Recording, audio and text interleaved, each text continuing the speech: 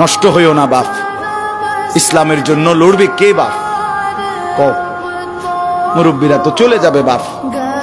18 বছরের ছেলে, 20 বছরের ছেলে, 22 বছরের তাগড়া জওয়ান, তুমি নষ্ট হয়ে গেলে, তুমি চরিত্রহীন হয়ে গেলে, তুমি যদি সারাক্ষণ নারী ছাড়া, ছবি ছাড়া, মদ জুয়া অশ্লীলতা, তুমি যদি মোবাইলের আসক্তি ছাড়া চলতে না পারো, আগামী দিনে ইসলামের জন্য তুমি করবা কেমন, লড়বে কেমন? আগামী প্রজন্ম তোমার হাতে নিরাপদ দিন পাবে কেমন? বেঁচে থাকার নিরাপত্তা মিলবে না।